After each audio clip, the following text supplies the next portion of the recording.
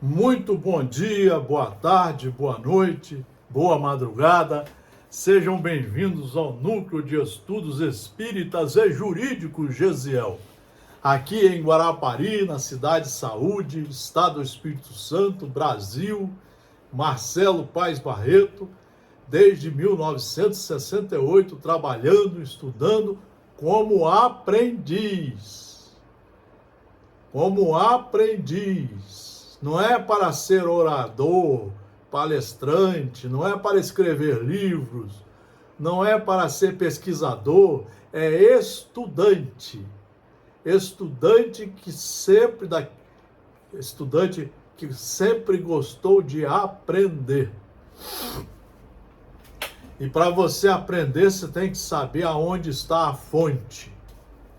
Hoje eu quero trazer aqui um bate-papo da revista Reformador. Reformador, agosto de 1995. Um texto do estudioso, do responsável divulgador, Richard Simonetti. Richard Simonetti. O que e o quem? Para nossa reflexão. É uma aula vídeo, não é palestra. É uma aula tirada de um texto seguro para uma reflexão. Que é Deus? Pitágoras, que viveu no século VI a.C., foi um dos mais lúcidos espíritos da antiga Grécia. Chamado sábio pelos discípulos, respondia que era apenas um filósofo. Em grego, philos quer dizer amigo. Sophoi quer dizer sabedoria, filosofia. Então, amigo do saber, amigo da sabedoria. O filósofo é um amigo do saber. Para Platão, outro grande sábio grego, a filosofia deve ser exercitada não por mero prazer especulativo, mas como uma necessidade básica do ser humano em busca da verdade. Essa é a ideia fundamental da doutrina espírita. E Jesus deixou isso como uma marca. Conhecereis a verdade, e a verdade mostrará o caminho correto para você caminhar com segurança.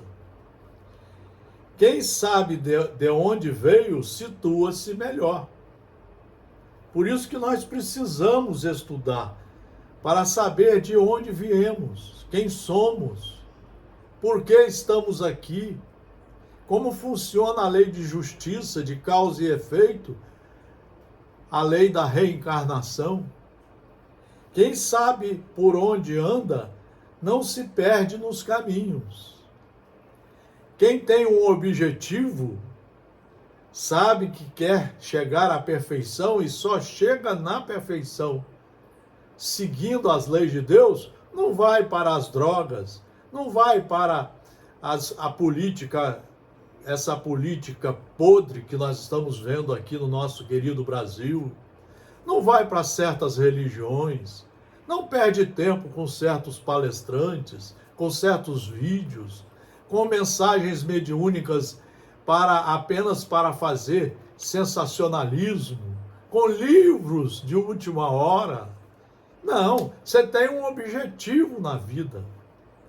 Quem sabe para onde vai não experimenta perplexidade e desalento.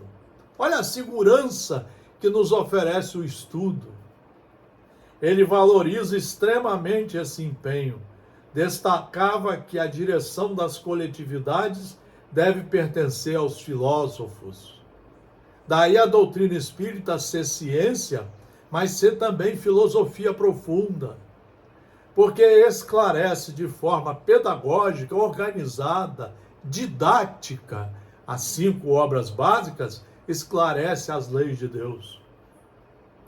A não ser que os filósofos se tornem governantes, ou que os governantes se tornam filósofos, não haverá solução para as aflições humanas. Se nós ficarmos atrás desse pessoal que está por aí, nas religiões, na política e em muitas profissões que nós estamos vendo por aí, médico negando a ciência, nós vamos ficar perdidos. O grande problema é que raramente essas orientações têm sido observadas. Quase sempre os filósofos procuram saber não por amor à sabedoria, como Pitágoras, nem por amor à verdade, como Platão. Apaixonados por si mesmos, pretendem decifrar os enigmas do universo a partir de uma exaltação da própria vaidade. Muitos entram nesse caminho da vaidade. Quase sempre cometem um erro fundamental. Ignoram a presença de Deus no universo, pretendendo explicar a criação sem um Criador, que é o que está acontecendo hoje. Você não vê o pessoal da religião falar nos evangelhos de Jesus, mostrar que sabe aquilo na ponta da língua, as cartas de Paulo, o Evangelho segundo o Espiritismo, o livro dos Espíritos, o céu e o inferno, a Gênese.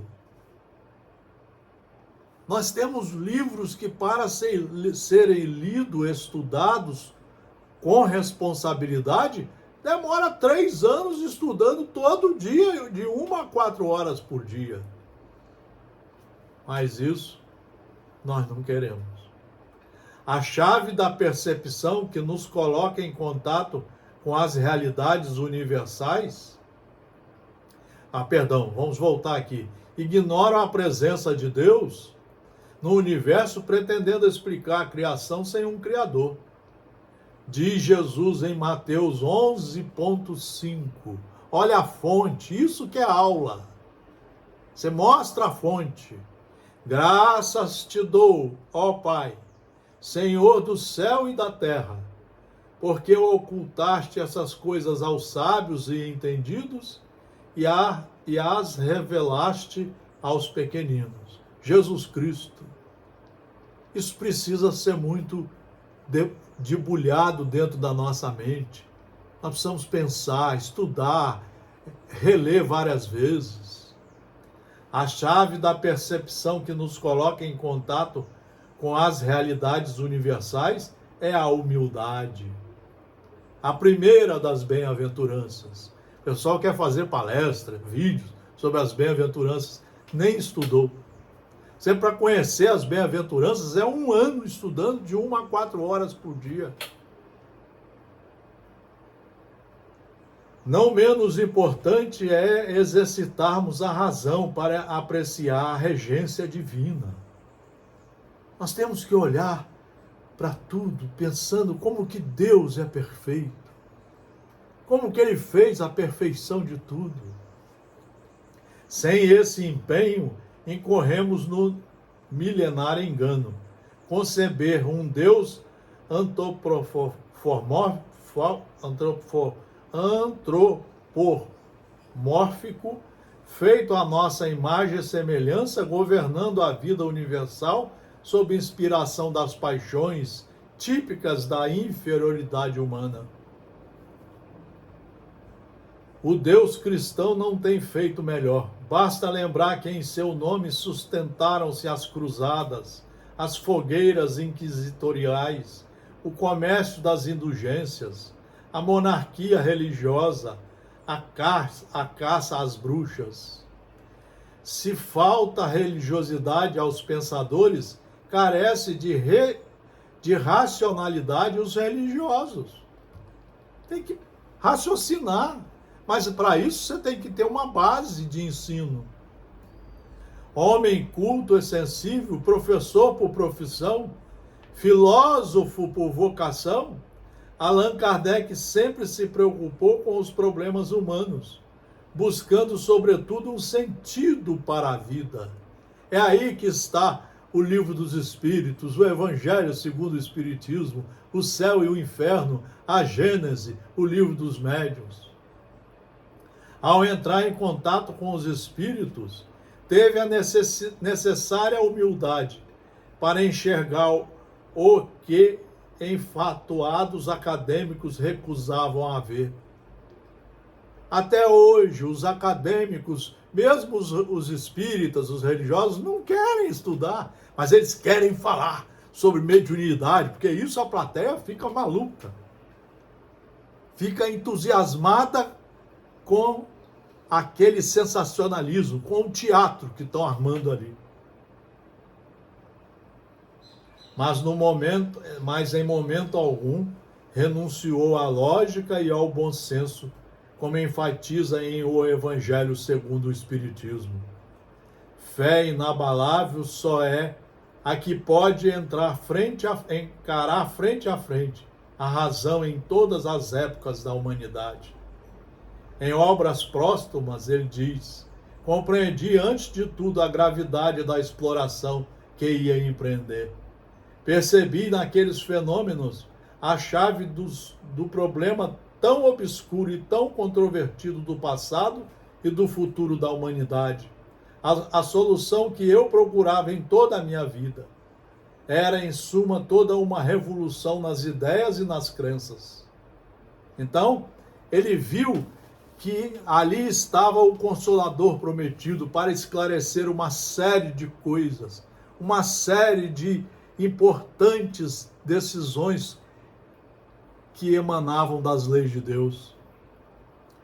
Outro grande mérito de Kardec foi o bom senso de começar seu trabalho de codificação da doutrina espírita a partir da ideia fundamental, Deus.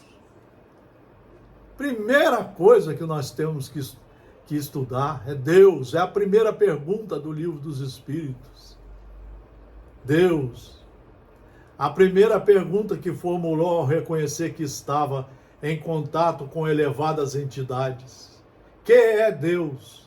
Normalmente se perguntava: quem é Deus? Soa melhor, no entanto, qualquer estudante secundário sabe que há uma diferença fundamental entre os pronomes que e quem. Quem é Jesus? Um judeu nascido em Belém, filho do carpinteiro José e de Maria. Que é Jesus?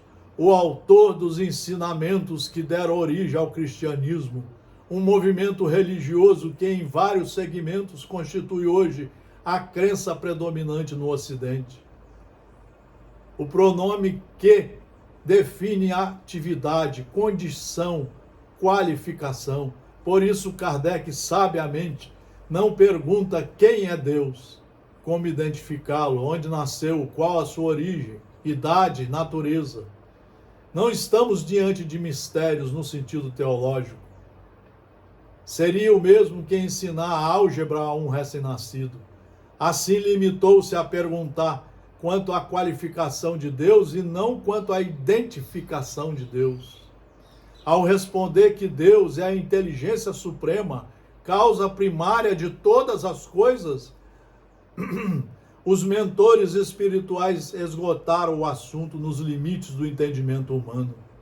A partir dessa ideia fundamental, Kardec desenvolveria as 1019 perguntas, 5.000 itens a serem estudados. É uma coisa seríssima o que estão fazendo com o Espiritismo. Não querem estudar. Só no Livro dos Espíritos nós temos 5.000 itens a serem esclarecidos. Não tem outro caminho, só estudando de 1 a 4 horas por dia, todo dia. Nele temos um roteiro indispensável em favor de nossa felicidade e bem-estar, inspirando-nos amor ao conhecimento, como exaltava Pitágoras, mas sobretudo levando-nos ao conhecimento do amor, síntese das leis divinas, como ensinava e ensina Jesus Cristo. Eu quis fazer aqui uma reflexão em cima desse lindo texto de Richard Simonetti, que sirva para todos nós pensarmos um pouco o que estamos fazendo desta encarnação. Um abraço a todos, muito obrigado pela atenção.